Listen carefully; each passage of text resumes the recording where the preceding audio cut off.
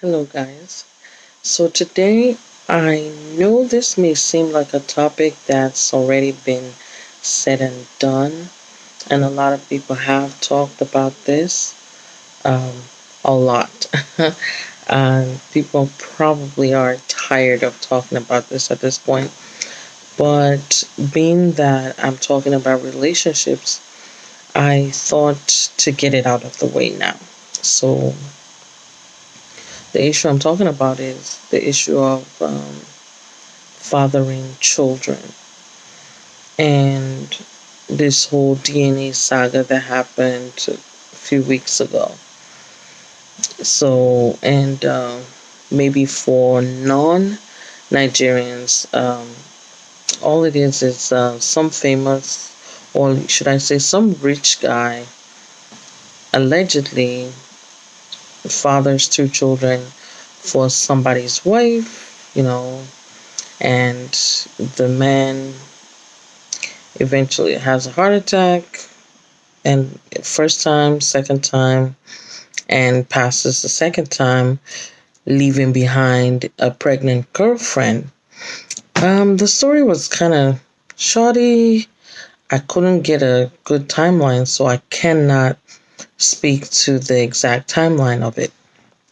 But pretty much it's, for some reason, speaking my opinion here, this became like, oh my God, everybody was like, oh, men started going crazy, like, oh, they're going to go do a DNA test on their kids to find out what their kids are, because the woman had allegedly told the husband before he died that the two children who were with her, I know I'm missing a lot of steps in this story, but the lady, apparently, the lady supposedly was sponsored by this rich banker to come to the U.S., and so she left her husband behind and took the two kids and called the husband and said, the kids are not yours anyway. There was no talks that the kids were the bankers, but supposedly she said the kids were not his, which I think she released a statement afterwards that they weren't. But anyway, I'm going to just go straight to the story. Like I said, their story, their business. But I wanted to speak on this issue of men getting so strung up on, oh, it's this child mine and it's that child mine. And this is probably not popular opinion, because I had said it to a few people, and oh my goodness, the eruption. But this is what I feel about this. A lot of us grow up in families where you're raised with cousins, brothers, or so-called brothers anyway, just people you call brothers, but you're probably not even, probably like 3-4 generations out, but, or maybe that you're just from the same village. Think of it as, you're from, let me say for Americans, think of it as you both lived in Baltimore and ultimately, oh, that's my brother. Or you both live in Florida and, oh, that's my brother. Or you both live in Texas, oh, that's my brother. Or you both live in Massachusetts, oh, that's my brother. So same way, so it's a popular thing in Nigeria and possibly other African nations as well. But it's important to note that myself, and I know probably millions others, grew up with these people who are not their direct family, or who are definitely not their direct family, but I'm even saying they're probably not even cousins, but they just, oh, this, let me help this person. Like, you travel to the village, or you don't even have to travel to the village. Maybe you go to work, especially those who work in Lagos, and, the stress, they tell somebody to follow you and come with you over there to help you out, maybe take care of the kids, take care of the house. And that's how you end up kind of like, maybe because you're well to do, you end up kind of like trying to pass on that wealth. Now, that's a whole nother story. But I say that for the longest time in the Nigerian culture, like I said, this channel is technically mostly for Nigerian issues or at least to kind of protest a lot of things happening in Nigeria. Of course, eventually I know I will speak on what is happening where I am, but I'm targeting a lot of things happening in Nigeria right now. And anyway, the DNA issue, I look at that for the longest time, men have, when a man gets maybe a woman pregnant, girlfriend, mistress, whatever, these people will come, even the family will come together and come to the wife and say, look, it is what it is, And yes, like in the, the Muslim side of it is that, oh, well, they're allowed to marry 4 wives, even though I always say, if you're allowed to marry 4 wives, why not marry the wife first instead of surprising this woman with this baby? I mean, why, if you are allowed, why you gotta go fornicate first? Why not bring this woman in legally? Why you gotta impregnate her before now trying to say, oh yeah, I want to negotiate that my 4-wife thing?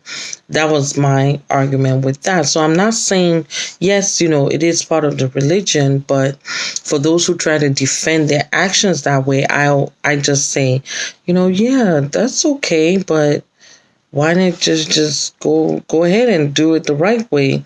If so-called, I mean, I know that both in Christianity and Islam, you're not really supposed to fornicate like that. At least I think, in my opinion.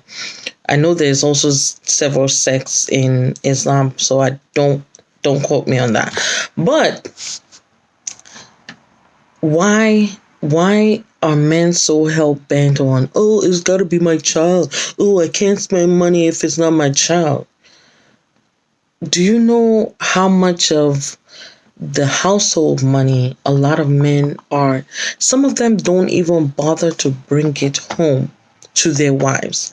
They just leave it out there. They keep spending it on these chicks outside. They keep spending it on these girlfriends, mistresses outside. Some of them have babies. And the funny thing is that, especially for men who are looking for so-called boys, I always find it very funny because these girlfriends, when they will tell these girlfriends, oh, just give me a boy and you'll be set for life and all that. And these women probably know that this dude don't have no sperm that is strong enough to even race up to her, inside her thing to catch up and even fertilize any eggs. And they're like, you know what? They find somebody else, have, like, come put some eggs and come fertilize these eggs. And then they just say, oh, chief, oh, I have your baby now. It's a boy. I know it's a boy. And, sometimes they get lucky and it is a boy. Well, guess what? The pressure on women to have babies, whether it's the wife or the mistress or the girlfriend or whatever. There are some men that will tell a woman, if you don't get pregnant for me, we're not going to get married. They've been dating her for years. And you don't want to get married until she gets pregnant? Really? Really? And this woman is so desperate, she's decided, and some of them are still left hanging, even with all of that.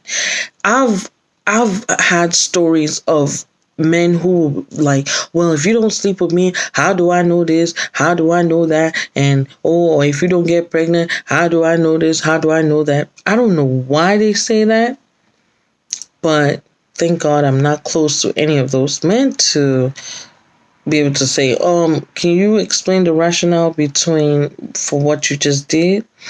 But it does happen.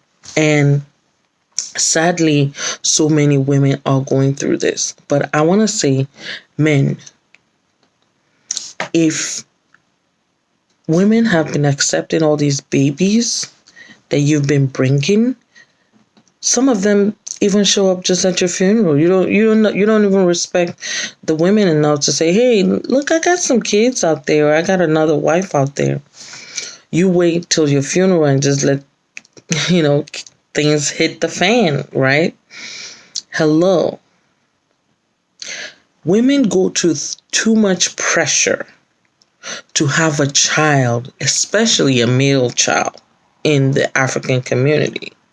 For us to start talking about, oh, it's your child, it's your child. Do you know how many religious leaders, I don't want to say pastors because I know this is not limited to pastors, it's babalawos and juju people that do this, all manner of people that do that. There is almost no sect that doesn't do this. So forget that. There's stories in every sect, like where all these women, when they're so desperate to have a baby, they go chasing the wind. Oh, please help me, pastor, please help me. Oh, babalawo, please help me. Oh, imam or whatever religious leader that they want to go and meet. And they like, oh, please. And some of these people will sleep with them.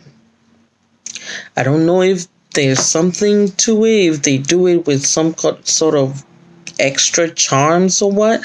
But I know some of these stories where these babalawos or whatever pastors and stuff will sleep with these women, and they will get pregnant, and everybody is like, they go, oh, thank God. God has finally heard me.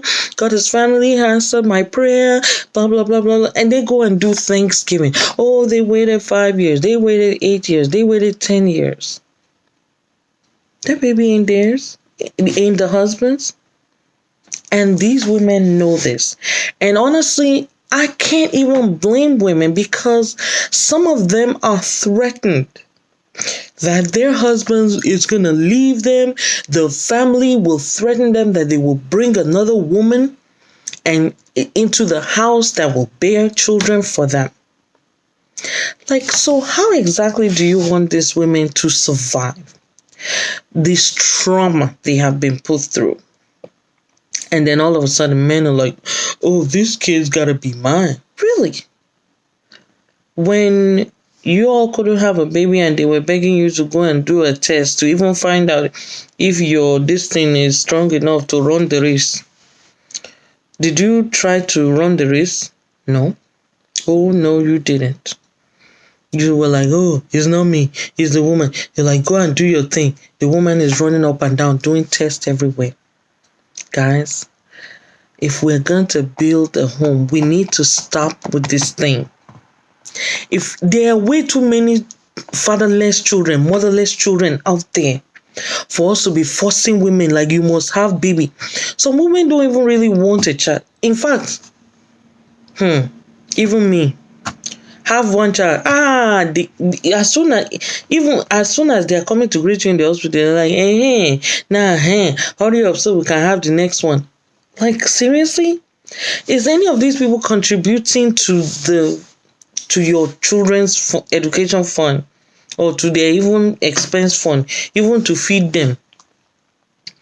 Oh, and God bless you if you are in places like Lagos and all that, where you really need help. If you're not a stay-at-home, you need somebody to stay with your kid because the traffic alone will destroy you. You need someone to go get your kids from school. You may not even get back till way past, holy time, right? So please, let's leave all these things alone. And let's give women a break. So what if the child is not yours? That child may become a governor one day. Are you still going to reject that child? If you have the opportunity to bless a life, please go ahead and do it and stop complaining. Thank you.